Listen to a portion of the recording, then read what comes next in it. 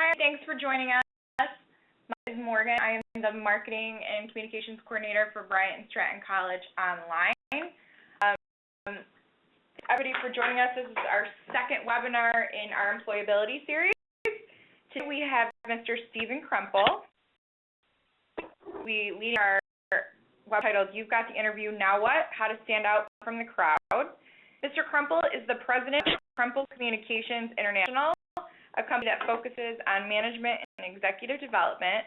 Before starting KCI, Mr. Krempl was the vice president of global learning at Starbucks Coffee Company and served in senior training and education roles at Fortune 500 companies such as Yum Brands, Pepsi, and Motorola. Just remind everybody to have phones muted. Time it creates noise for everybody else. If you have a question, please use the chat feature or the question and answer feature on the side of your toolbar. We will be pausing from time to time to answer some questions. Also, if you are looking for the recording of this webinar, it will be available at our webinar website, which is online.stratton.edu/webinar. And we will also be live tweeting through our Twitter account, which is bsc/online.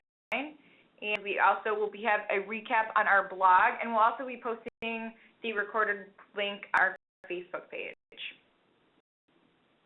Without further ado, let's get started. We will have Mr. Krempl start talking about his webinar.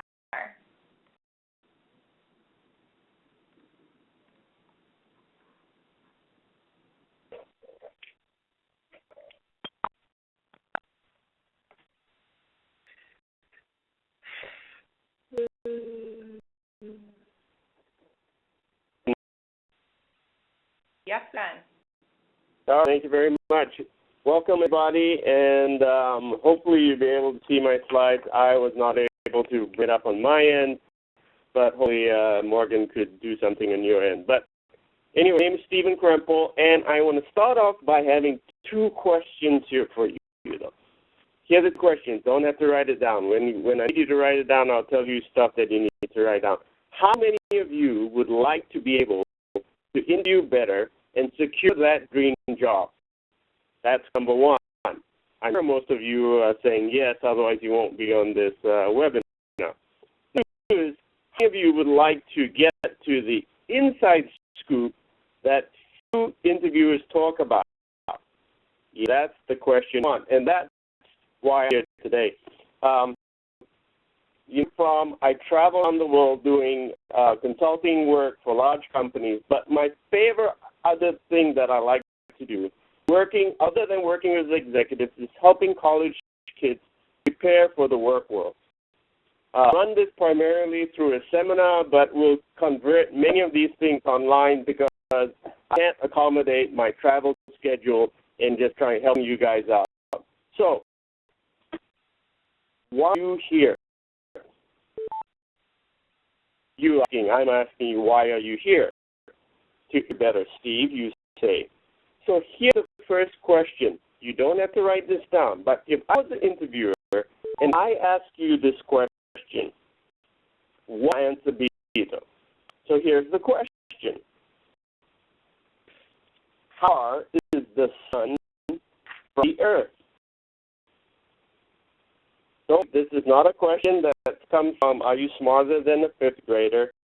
Answer, though, will give you the essence of understanding how you interview well, though. So let me repeat the question. How far is the sun from the earth?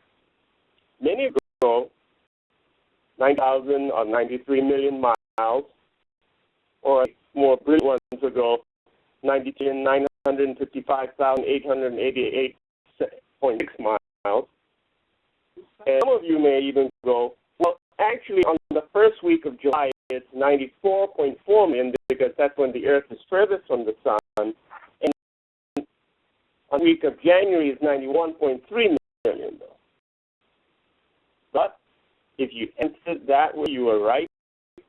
but did not tell me anything about you or what you can do.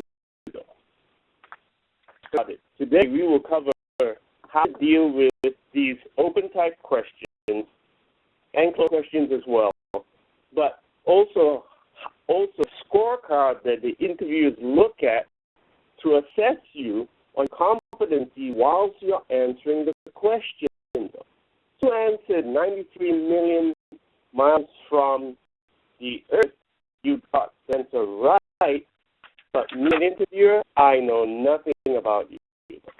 So what you have done, though, if you did this even, said, the place to research this stuff is on myadvancedfacts.com, and I have an app here I use that finds almost anything you need in about 5 seconds.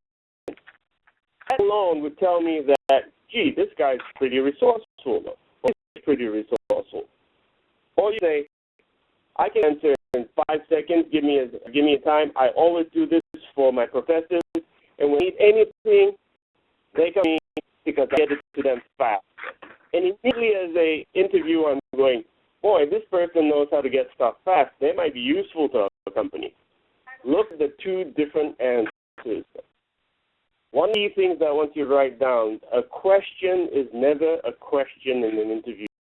There's something that the interviewer is looking for, and if you do not give that to them, then you're missing out. So it's kind of interesting. I don't know whether you heard this kind of perspective, but so let me just carry on. There's so many things we can cover today. So understand what you're going to do in the first 5 minutes. I'm going to talk to that to you a little bit. The second thing I'm going to takeaways for today is to know the competencies hiring managers are looking for.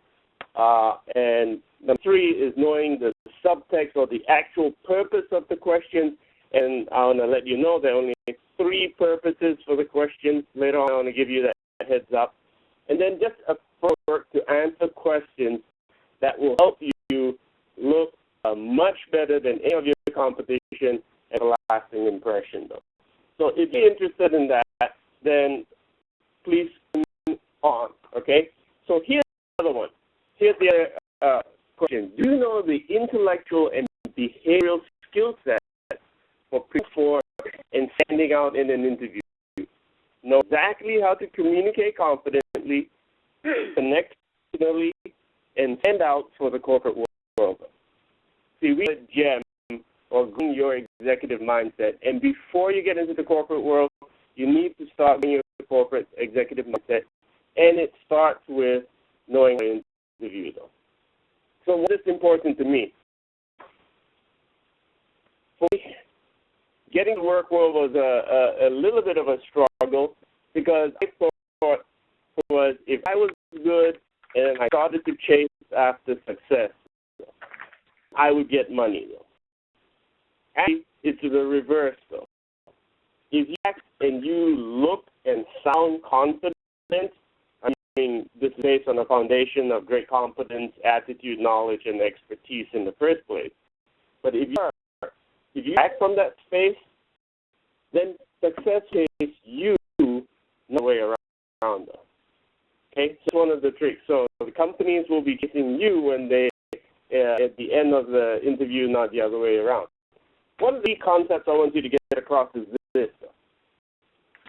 I get this right up front, because if you don't get this, then you're going to miss out, though. Okay, so this one you might want to write down. Just two on the page. Adam, the denominator is 95, and then put 9 on top of 95, and put 5 on the top of it. See, 5% of the time, you can remain exactly who you are, though. Okay, from a personality standpoint, you might be a bubbly person, you might not be a bubbly person. You might be an extrovert or an introvert. I'm an introvert, though. But 5% of the time, you have to be something that is not yourself. It might be yourself. So if you are a more calm person, you might need to step it up in the interview, because that's your 5% opportunity to shine, though. All right? So, and that's the thing to get to your head. Now, many go, well, I'm not being true to myself, Stephen. Well, yeah. Yourself in the interview, you have to step it up. Because that's what the people are looking at. You've got that one shot to make an impression, okay? And this is the opportunity. So can you step up for an opportunity? I'm an introvert, all right? In training around the world, I'm not doing introverted behavior. That's my 95%. But part of the time, when I'm in front of the class, I'm doing extroverted behaviors. And I'm a little more energy and a little bit more life in my voice, and I'm a little brighter and I'm a little bit smilier, and that's what it is. So in the interview, you gotta watch. You're coming in with for that how long, 5, 10, 15, 20 minutes, half an hour interview, you have to be a little bit pumped up. Okay, so that's a good question. The idea that I had 2 words. It starts with at the bottom of the you imagine a flip chart or a whiteboard. I'll put the word good. Jim Collins wrote the book Good to Great. That he started 15 companies over a 15-year period, and he said companies, but then something they did, and they all became great, though. And that was making a decision. So my question to you is, do you want to be good, or do you want to be great? And the point is, most people who are good never become great if they don't decide, because they think they're already good. Well, I'm good, so why do I need to do anything else? Well, the reason you need to do something else is because you're only as good as the person who comes before you or the person who comes after you. Let me repeat that again. You're only as good as the person who comes before you or the person who comes after you. So imagine in an interview, I'm an interviewer. You're good. But what happens if the person who comes after you in the interview impresses me more than you, though? I or that other person, though. Okay, that's the philosophy that you need to have when going into an interview. You want to be great. Right? So here, as Morgan was talking about, this is part of the employability series. I'll be doing 3. The first one, knowing how to prepare for the interview. The next one is when you get that job, what do you do in the first 30 days? This is because when I was starting out, nobody told me squat about any of this. It took me 3 to 4 years banging my head against the wall to figure it out in the work world. I kind of compacted it and said, here's what you need to do. All right, so if you're interested, come to the next session as well. And then when you're in the company, how do you stand out amongst the crowd? How do you stand out amongst your colleagues that you're there with, or your cohort that you went into the work world with? Here, the first part of today's thing is, what do you do in the first 5 minutes? Okay? The interviewer or all the interviewers, they're trying to assess you with these 3 questions. 1, you might write this down. Prepared. So I'm thinking, is this prepared? Do they know anything about the company? Do they mention this?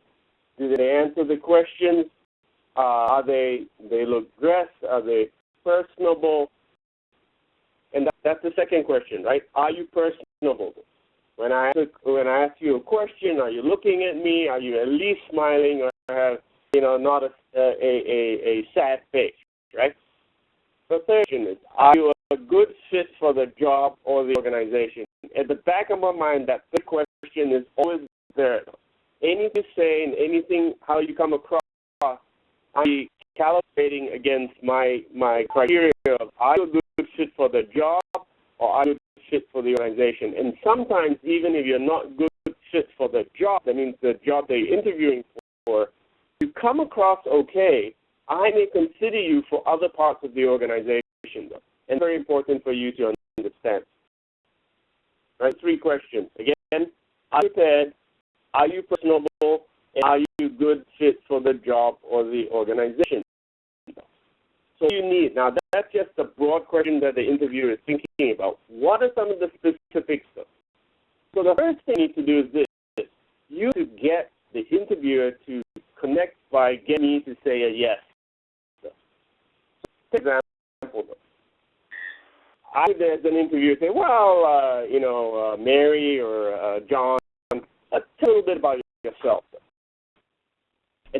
Oh, shoot. Oh, when do I start? Well, I was born in 1998, and do you from there, or do you start from, well, I'm growing up in Arkansas, or do you start where I was in middle school or I was in high school? Where do you start, though? Those are the hardest questions, is when somebody gives a broad thing and says, tell me a little about your background or yourself. And so the first thing you need to do is this. Try and get the interviewer to get to a yes. So you say this, and this you would have to prepare. Is it okay if I give you a summary of my experience starting from, let's say, middle school? And I'll take about 2 minutes, and I'll bring it right to you. What do I have to say as an interviewer? I'll go, yes. So unconsciously, you've got me saying yes to you as you frame out the answer before you even answer it. Don't straight into the question and answer it, because remember, the sun is 93,000 million miles from the earth, right? So again, the question is, tell a little bit about yourself, but I'm trying to see if you are structured, if you understand how to frame something, and that's it. So that's number one. Number two, you can undivided attention for the next couple of minutes, because I'm probably interviewing a lot of people. Catch me. So by saying, could I do this in about 2 or 3 minutes, and I'm going 2 or 3 minutes. So really, I have to listen to you, because you're now framing something in a very short period of time, and I have to pay attention. And when you clearly articulate and logically lay out the sequence, it gives you this halo effect that says, well, this person is prepared, though. They're pretty good. They feel confident. What happens, though, right? 5 minutes, being prepared, being personable, and I like it for the other. You do that is by connecting, by getting me to say a yes first, undivided attention, and have this halo effect by being clear, logical, and confident. The only way you can be clear, logical, and confident is if you prepare yourself. So please do prepare for open-ended questions like, tell me a little bit about yourself. Okay, most time we think we know ourselves, so we're going to tell you, but I'm going to be sitting here, and 15 minutes later you go, and that's me, all right? It is too long, and it just takes too much time. So none of this, on this here, there are a couple of things that hopefully, Morgan, I'm not sure whether it's up or not, but anyway, I'm going to talk about philosophies. You have to raise your energy level. You have to be different from everybody else. Think about that. How can you add value to the discussion and be proactive? Okay, so, and this is, again, built on foundation, knowing that you have a good attitude, confidence, and knowledge. So think about it. How are you going to be different from everybody else when everybody else is going to be coming in and kind of acting pretty much the same way, though? How are you going to add value to me? I'll tell you a little story. My daughter went and did her first job in Nashville, Tennessee, and into headquarters of a company. I can tell you, it's a Nissan, though. Right? And I tell her, I said, look, here's the deal.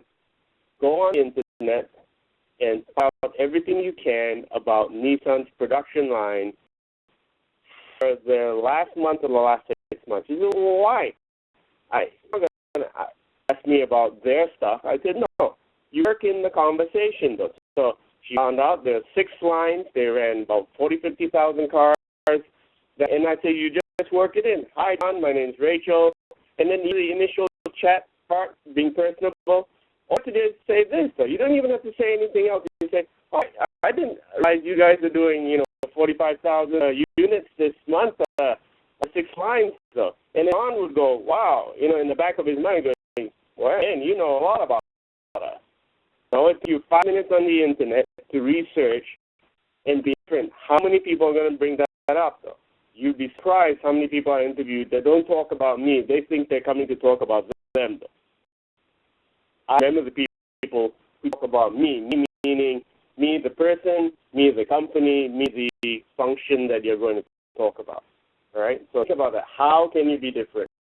Now, to give examples of every single one of them, we just don't have time today. So just on, right? Just listen with me. So that's the first thing, right? So what if you in the first 5 minutes, you go to be prepared, and are you a good fit?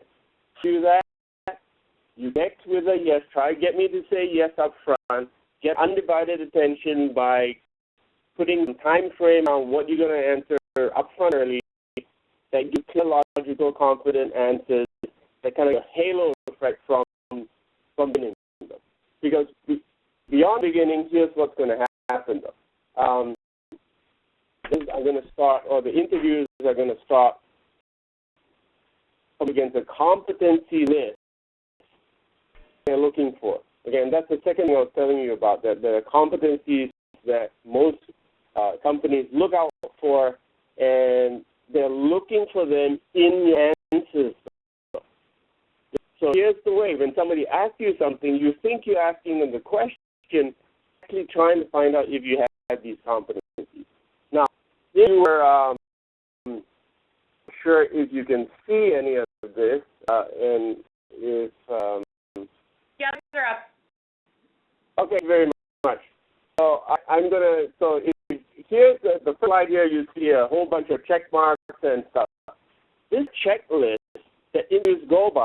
So you know I'm the interviewer, right? And I'm saying, so tell me a little bit about yourself. As answering, I'm checking off stuff. Okay? And this is one of the things you don't realize. So it is not about you. I have to say things that go, wow, that guy has got a lot of teamwork. He showed a lot of initiative. He was action-oriented. And the only way I can pick that up, or the only way you can help me, is by using those words. So, I have to surmise it, and again, it's okay, but you're standing out versus the other person who's coming in. All right? So just think about that. So the next one I have here is another one, and I'm just going to open this up for me so I can see it. And this one has, again, they have the questions, they have the categories there, and initial impression. They have the first category, may or may not be said.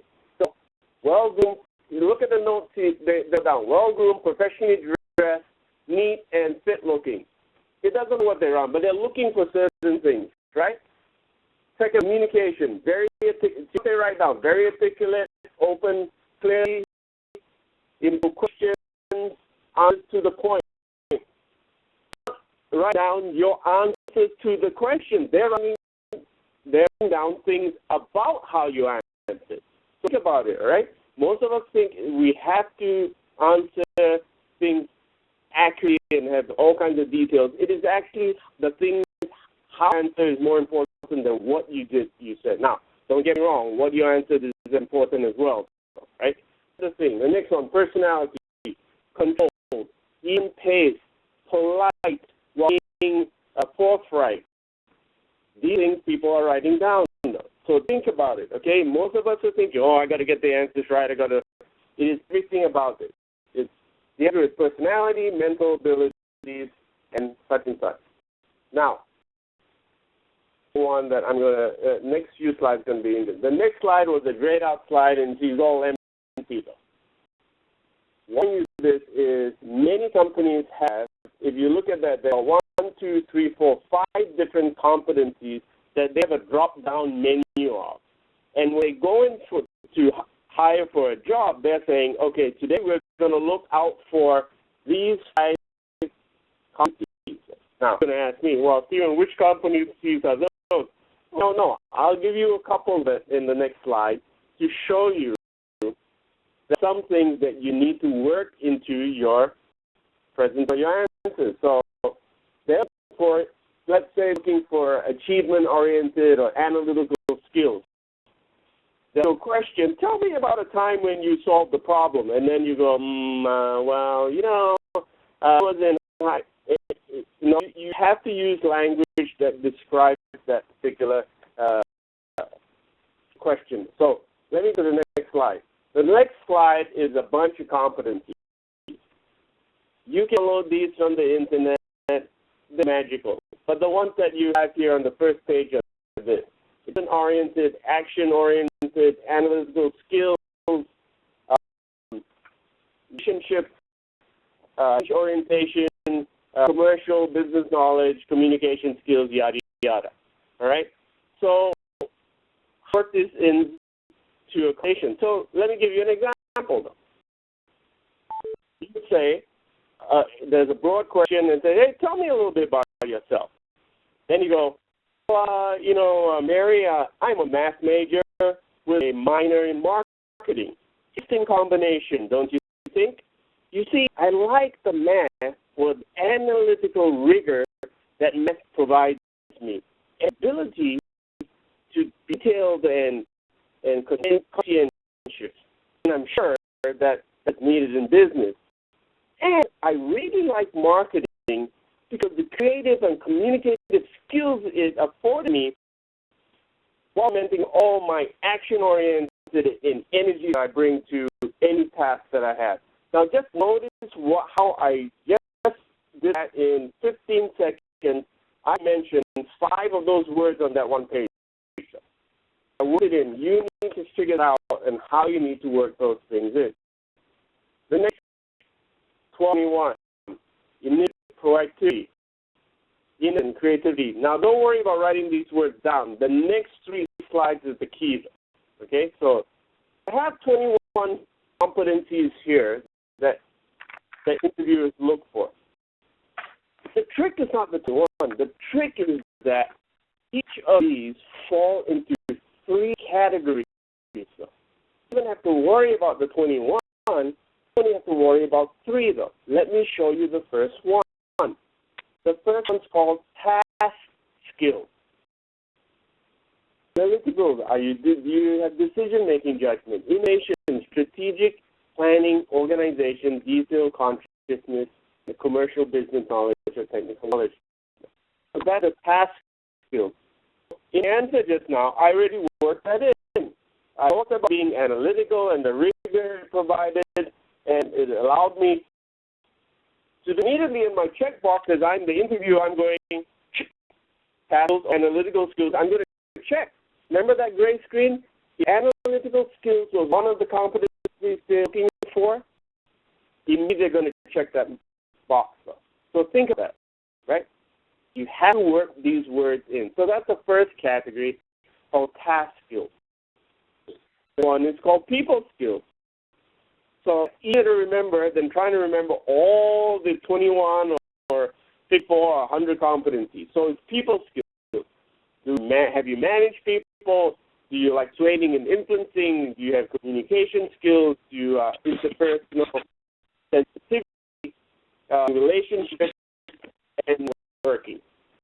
So just take example. You've been working, so tell me a little about yourself. Well, one of the other things I could do on campus or things to do is actually build strong relationships with groups of different people.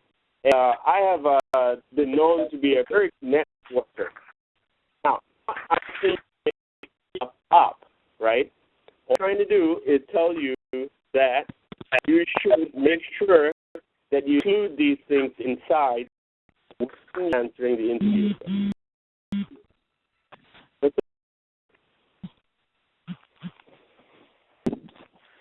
Internal qualities. Achieve orientation, person tenacity, change orientation, initiative and proactivity, action-oriented, and stamina. Now, remember at the end of this slide, I was telling you, I say, hey, I like the marketing for its creative and communicative skills. It afforded me, and it complements my action orientation and energy. Now, I can't be saying that if you are asleep and mumbling in the interview, right? When really active and full of energy, and you should believe me. You can, right?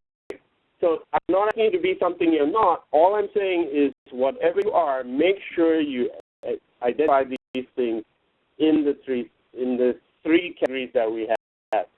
So, it says this. Here's the question. know the actual purpose for the question, you must learn to recognize. And what do you need to recognize? You need to recognize that the interviewer is only looking for task skills, people skills, or personal qualities, and they're marking that out. So you have to make it easy for them, right? Next one is this. The key answering all questions and to understand the purpose behind the question, and this is to evaluate your competencies. So go get a bunch of competencies. I gave you 21 just now, and 21 from the categories. So if anything else today, you know you can do this. You go into the interview, prepared, because you're going to tell me a little bit about the company, right? Maybe myself, if you're going to the second and third round. You're going to be reasonable, and then you're going to it's easy for me to check off on my check where you have the competencies under task, people, or personal qualities. Now, the next of this is I'm going to teach you how to answer and frame your questions. Before I go that, I just want to see if anybody has any questions about these at this time. And I will talk a little bit, and if anybody does, I think Morgan's going to chime in.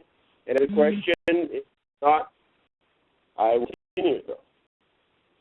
Question, Stephen. They want to know, in terms of the interview, how important is it to have experience in your career field, and how do you stress that when speaking to them? I'm assuming, okay, if you had experience, that's great, right?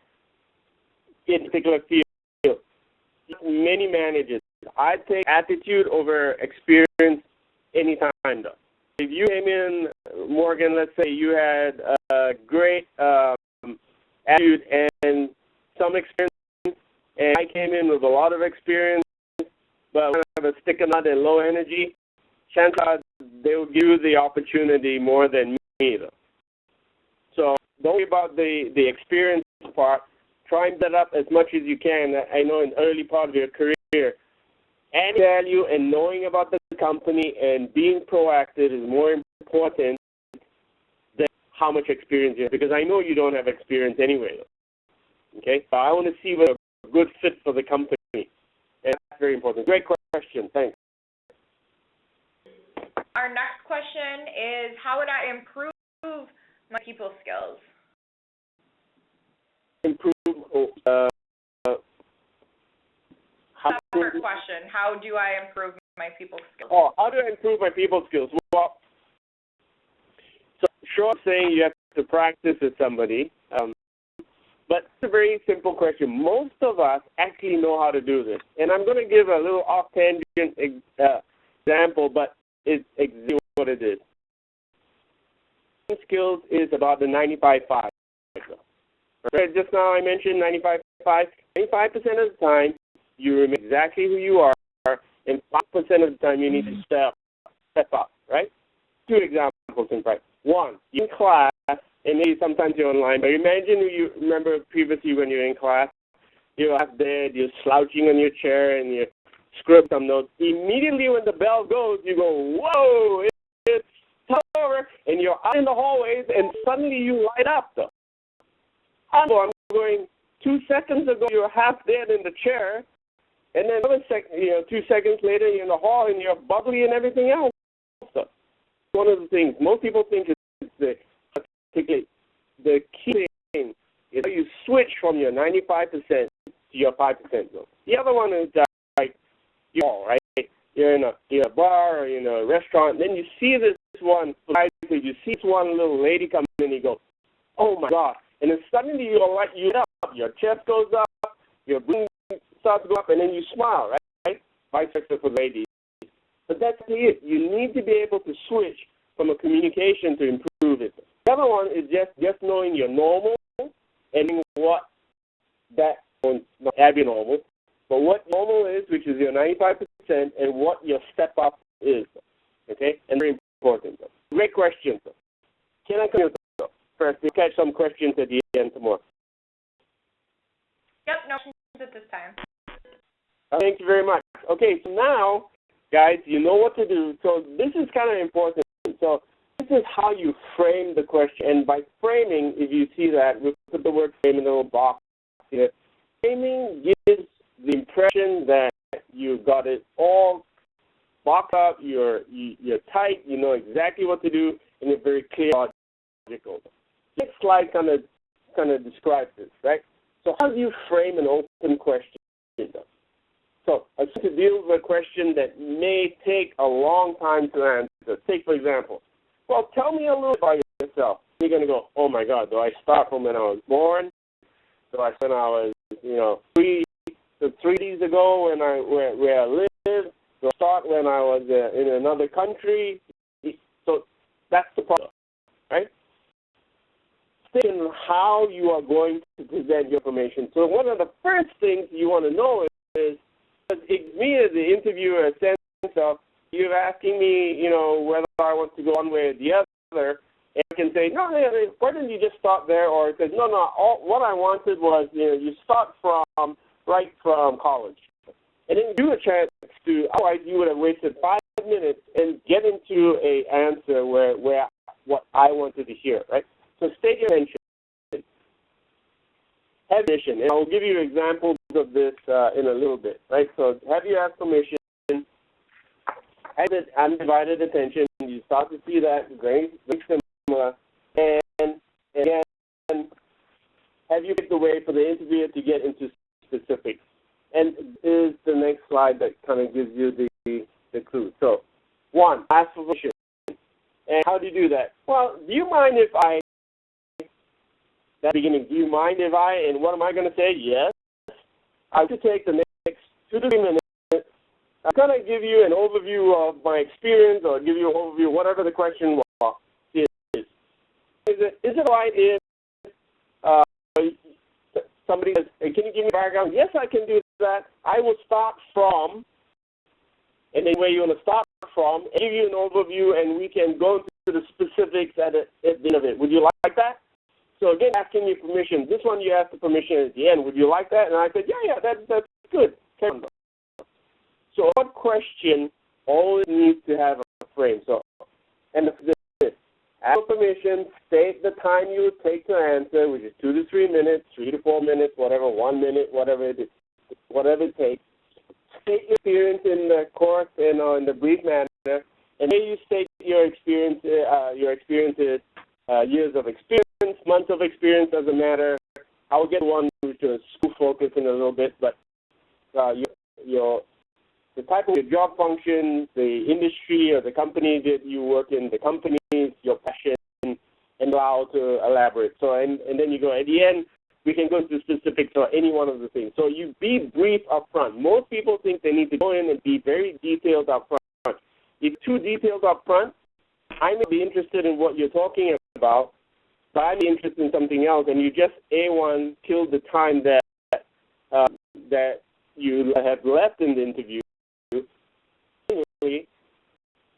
You're something I'm not interested in. So always give a very brief overview, and then allow them to elaborate at the end of it. So if I go to the next slide, you see 2 things in chapter. Okay. And if I'm going to jump to the next slide and show you this one, because this is, in some cases, for those of you who are working and have work experience, you use this frame. And for those of you who have school and thinking about here's your frame. So same thing, right? You ask for permission, you state your time, you state your experience, but instead of talking about your job experience, you talk about your field of study, your job interest, why you're interested in the company actually, any work experience. So you may have had an internship here, or you know somebody in some other company that you talk to, companies work, the company you work for, or if what extracurricular activities you have or what passions you have. And then you say, at the end, always says, and I will be prepared to go into any detail for any one of these above. So in me, as an interviewer, I'm going, man, this person has really got his act together. Okay? And that's one of the things that you always want to do, show off your best frame right up front. And you know that the broad questions always come up front. Tell me a bit about yourself. why are you interested in us, can you give a little brief history of your background, and really brief, you don't know how brief, right? So imagine this, if you said, well, can I take about 2 to 3 minutes to kind of give you a broad view, and then I'll say, no, take a bit more time, then you know immediately what they're thinking about, okay? So, and that's kind of the clear that for the next is this. I think many of you have seen this before, but if you haven't, this is just a way to remember how to answer specific questions. And the questions would be like this. If you go to the next slide, right? So tell about your proudest achievement. Or tell about your most difficult situation. So now I'm not asking you for a background. I'm asking you for a specific, but you want to answer it as if it sounds logical, clear, prepared, and all that. So tell me about your proudest moment. And you go, well, it was Singapore 2000. To achieve, I mean, now my objective. I wanted to achieve people throughout the region, and I want to be the best at it. The step I took was this. Talk to all the executives first. I told all the high potentials next, and then I decided to create a framework. In the end, the impact and the benefits for the organization was, you said that? You go with the first one, which is the time, when you started, the date, location, or duration. Then you say, what were you trying to achieve? The steps you took, it gives you a logical process, and maybe specific and benefits. Wait, another little tip here, real quick, on steps taken. It is always better if you can say, there were 3 things that I did, right? And then you go, boom, 1, 2, 3. Immediately, subconsciously, when you say 3 things, answer it in those 3 steps, 1, 2, 3, people go, wow, this person is good. Now, here you have, don't say 3 things and then answer 4 things. Because people unconsciously count in the back of their head, right? They go, well, I thought you said 3. Why are you jumping to 4, though? Okay? So, yeah. So let's continue here. So there's another, we'll open up for questions, right? So the next slide is this. You all this stuff. This will make you stand out. So you're clear, you're personable up front. You got a frame to answer, not only open-ended questions, but closed questions. We want them to move the interview from going, why should I hire you, to saying themselves in their head, it would be a mistake if we don't hire you.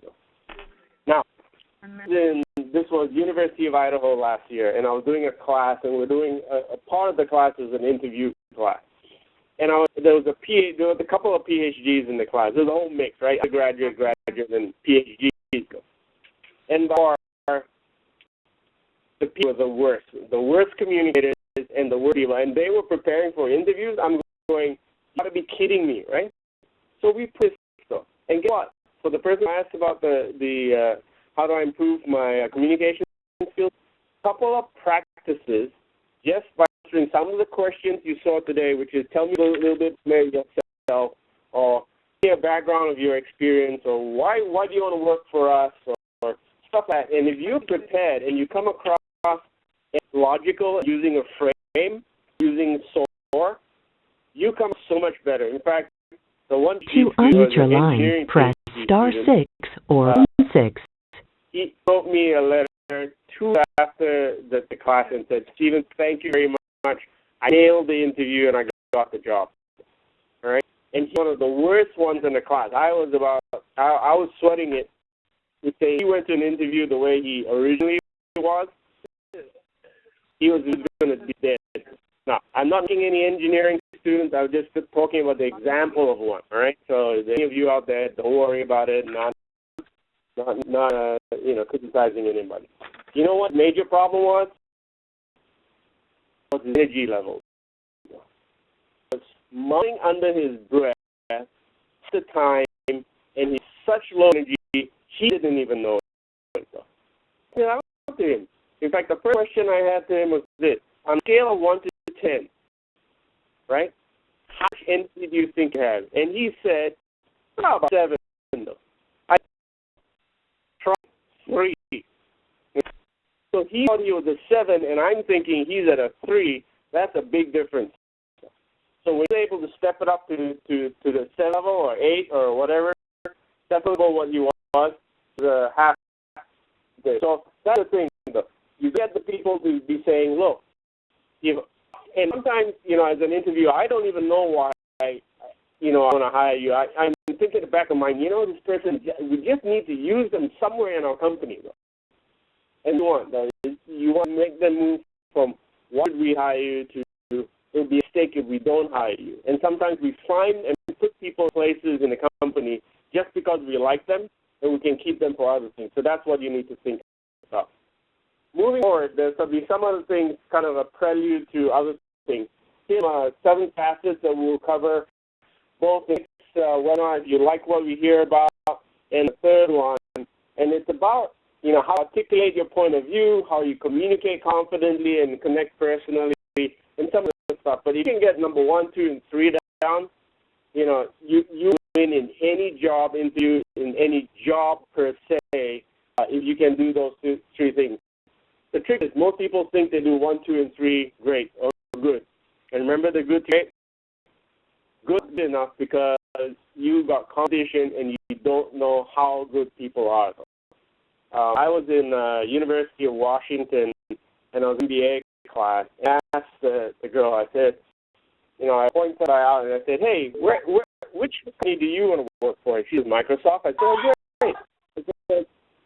I said, okay, so you're in the final interview. You have the person that's going into the door to meet with the manager, and the person next to you on your right, and you come over and you ask the person, because you think you're pretty good, right? Hey, from University of Washington, big kahuna in Washington State, and you say, where from? And she says, Harvard, and you go, shoot.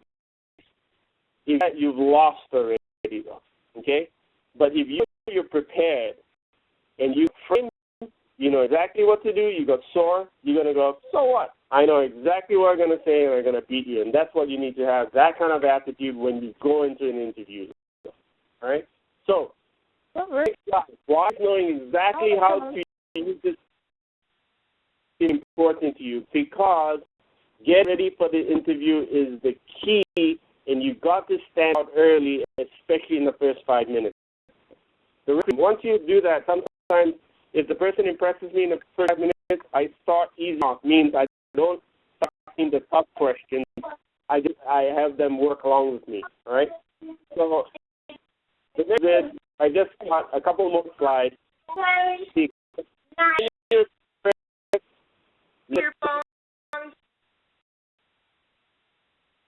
Unlocking the potential. Your being persistent conquers all things, and we are what we repeatedly do. And want to repeat the right things, and that's why I gave you the frame and the SAW method and some of the competencies so that you are able to work those things into your conversations and your interviewer, and so that you can get ahead. So, yes, it's you. I got some time here for some more questions, hour is a short time. I've got more things to say, but let's take some more questions because I can answer some of these things more specifically. Okay, our first question is, do I always have to ask permission when I answer an open question? Yeah, good question. I would set up. If you're up front in your first 5 minutes, yes. After that, you could always switch it around. You could say, I said, yes, I can do that, and just go straight into the question, and then says, right, and he says, and you do that, and if you would like, could I do that? And then you say, so for me, it's not, it may be a strong word, but it's just being polite to somebody and just saying, hey, I really want to talk about this. Is it okay with you, right? Do you mind if I'd like to take it here? It's all right. You like that? And that's okay. So don't permission, an authority thing. It's just being polite and trying to engage with the interviewer. All right? Great. Next question is, do I have to follow the frame or SOAR outline exactly? The frame is for that. So the comment I would take is try and memorize the frame if you can. When you're good at it, then add lib. Mostly try and start ad-libbing straight off that, and then you lose the whole purpose of being confident and sounding ready in a interview. So say yes first for the close-ended questions, the SOAR. You can jump around a little bit. You can start with the situation. You can go to the actions and results. You don't have to follow that. But I would prefer people just follow it, and then you'll see. The end becomes very easy for you. Great question. Next one is, how long should you actually speak during an interview? Should you let the interviewee do most of the speaking, or should you take the initiative and any silence? Yeah, so from an interviewee standpoint, I would try and answer the questions as much as I can. Don't mind fill in the gaps if you, usually, what it is this. As an interviewer, it depends. If you're going first round interview, I've got a stack of interviews that I've either have done or going to do. So don't try and fill in all the time with small chat with me, because I got plenty to do. Questions, be nice and polite, and they'll tell you if they, and you'll sense, right? If it's strong of a question, they may be thinking of something else to add. You don't have to jump in all the time, though. So, that scorecard that they're ticking off or writing in. So sometimes they're listening to you, but they're writing stuff down, right? So just remember that too. So start asking questions when they finish writing. Next question, is it best to keep eye contact with the interviewer during the interview? Yes, the overarching is yes. That's one of the skills for communication that you have to practice. I sit down with a friend or somebody else have them ask you the question. Hey, tell me a little bit about yourself, and have you just maintain eye contact. Because some of us don't look. I mean, you get somebody 100% of the time, but if you're away 50% of the time, an uneasy feeling behind for me as an interviewer. So that's a practice skill as well. Okay, remember, normally look away in your 95% time. This is your 5% time, right? So the 5 means look a bit more at the interviewer, be a little more friendly, and you'll be fine. What things should you be prepared to answer in a second round interview? Would you still use the SOAR and framing outline? Yeah, second round interviews, for sure, you need to know more about the company. For sure. Now, the job. And if you really want to be great, you should know a little bit about the competition. So, take for example, though, right? If you interview Microsoft, you know a couple of things about Apple that you may want to bring up and says, you guys are really better at this than, and with the competition, and then people are going to go, yes. The interviewer is going to go and say, yes, this person sounds like somebody like us because they like the competition. But if you go and work for Apple, you have to bring somebody up, whether it's Google or somebody else. So if you're going for a second round interview, you need to be prepared from a frame standpoint to know more about the company. They assume you're now interested in them, probably the job as well. And definitely, if you want to ace it, you know a bit about the competition and who their recent run-ins with. Good, guys. How long should an interview be? I have once heard that the interview the worst you have done. Is that true? general, again, it depends on, if you put the interviewer's hat on, you have to kind of figure out, if I have, 7 hours in a day or 5 hours in a day, and if I've got 50 people to go through, then I'm going to go through fast, right? So I always tell you the story, but in general, if it goes too quick, which is in 5 minutes, then you're in a little bit of problem. 10 minutes sometimes for entry-level jobs is not uncommon, unless, because if it's the first round, they're just trying to get a sense of who they will narrow it down to and get to the second round, right? Then you get a little bit longer, though. But that's why I'm saying, if you can get people in the first 5 minutes, ask them, it doesn't matter if it goes short or long, because what I'll be writing down is very clear, articulate, well-planned, all the competencies that I'm looking for, right? And I may call you back for the second round. What is the appropriate time for me to follow up after an interview, and how should I do it? By email, phone call, and should I do it more than once? Yeah, there are 2 ways of doing this. Number one, notice how I said, and give you number one. One is, you can ask right at the end of the interview, and you like me to follow up on this, and they would tell you right up front, right? So that's one way. That's up to you. You have to be prepared for that. Number 2, if you don't and you just go, thank you very much, and you leave, I follow with a thank you letter first. Okay. And then at the end of the thank you letter, you ask for, and when would you be likely to getting back to me? And they may answer, they may not answer it. But let's say, and when you be getting back to me, and then if they don't answer you within a week of that, just have a follow-up mail, and that's probably the most appropriate. So thank you letter should go out almost immediately. Doesn't matter whatever it is, and then if they you ask them in that thank you letter when you'd like to talk, and they may say, we're interviewing, we're doing 2 weeks, then in 2 weeks you send them something. Just follow up in a week. Now, these guys are busy. If they're big companies and the people who do interviewing, they interview a lot of people, right? So, but following up is actually a good thing. All right, last question today is, what's the most memorable thing someone said to you, Stephen, at the end of your interview? Memorable thing? Oh, my goodness gracious. I'm not sure about what the most memorable thing, but I can tell you in general, this is a Starbucks thing, though.